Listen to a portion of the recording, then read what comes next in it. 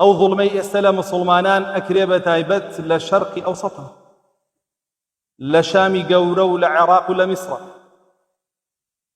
گەشتووەتە ترۆبکی، گەشتووەتە لووتکەی، ورسول الله صلى الله عليه وسلم ئاماژەی پێداوە کە تونتریش ئەبێ و بەهێزتریش ئەبێ، بەڵام لەو نێوەندەیە ڕزگاربوونی ئەهلی ئیسلامی تێدا.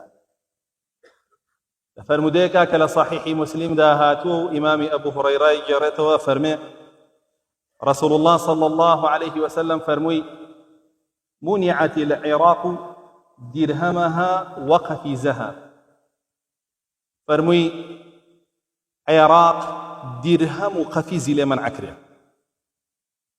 درهم بريتيا لا پارەیەکی کەمتر لە دینار، دینارێک 20 درهم.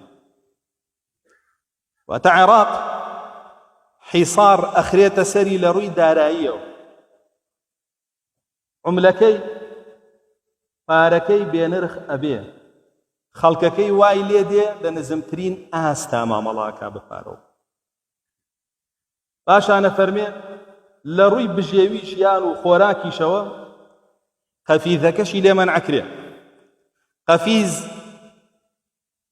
میکیالێک بووە، پێوانەیەک بووە لە قەدیمە عێراق بەوە کڕین و فرۆشتنی خواردنی کردووە. ئەگەر بە کیلۆ حسابیکەی لە ئێستایە 5 بۆ 7 کیلۆکە لە هەر خۆراکێک بە خاڵتایە. یعنی ئەهلی عێراق وایان لێیە ئەو خۆراکەی ئەتوانن پایایکەن لەو بڕا زیاتر نابێت، حیسارەکەیان زۆر توند دەبێت لە سەریان. باشە گەمارۆکە زۆر قورس ئەبێ لە سەریان. باشان باسی شامەکە. عێراق مەبەستی پێی عێراقی قەدیمە، باشە مەبەستی ئەم عێراقە نییە کە لەم چوارچێوەیە، بەڵکو ئەم عێراقا ئەگرێتەوە و هەندێکی تر لە ناوچەکانی چواردەوریش. پاشان باسی شامەکە. ئەفەرمێ شام دیناری لێ مەنع ئەکرێ، منعت الشام دینارها، شام دیناری لێ مەنع ئەکرێ. دیناریش گەورەترە لە دیرهەم.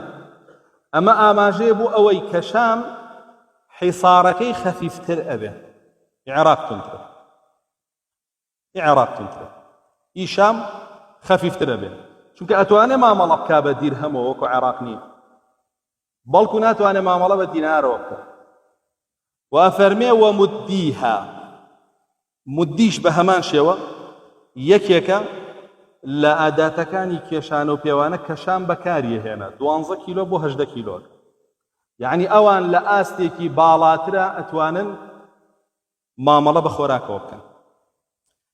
پاشان رسول الله صلى الله عليه وسلم دوای شام کە شام مەبەستی شامی گەورەیە، هەر مەبەستی سووریا نییە، سووریا ئەگرێتەوە، ئوردون ئەگرێتەوە، لوبنان ئەگرێتەوە، فەلەستین ئەگرێتەوە، بەشێکی میسر و بەشێکی عێراق و بەشێکی تورکیاشی تێ ئەکەوێت کە بە تایبەت ئەو بەشەی عێراق و تورکیاوە هیچ هەموو کوردستانی سووریای تایە، بەڵام ئەو بەشەی عێراق و تورکیا زۆربەی ئەکەوێتە کوردستانی خۆمانەوە.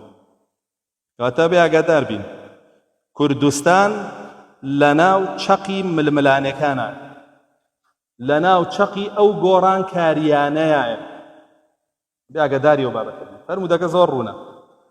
فەرمێ شامیش بەو شێوە حیساری خرێتە سەر، بەس حیسارەکەی ئەو لە ئاس حیساری عێراقا خەفیفترە.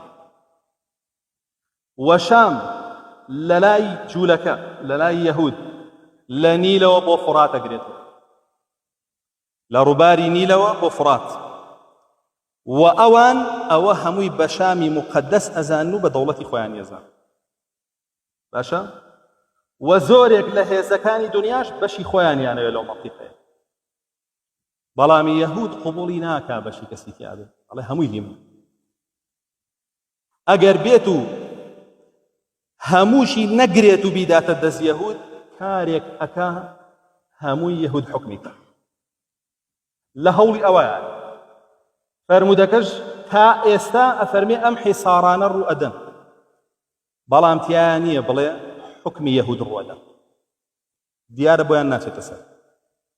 باشانە فەرمێ رسول الله صلى الله عليه وسلم ومنعت المصر دينارها وإردبها. فەرمێ میسریش بە هەمان شێوە حیساریە چێتە سەر. بۆیە دوای غەزە سەرەی کوێ بوو؟ لوبنان. دوای لوبنان سەرەی سووریایە کە هەر لە ئێستەوە پریشکی کەوتۆتە سەر، یا بێت تەسلیم بێ یا بێت لە ناو ببرێ. دوایەوە سەرەی ئەردەنیش دێ و ئێستا پریشکیشی گەشتۆتە عێراق.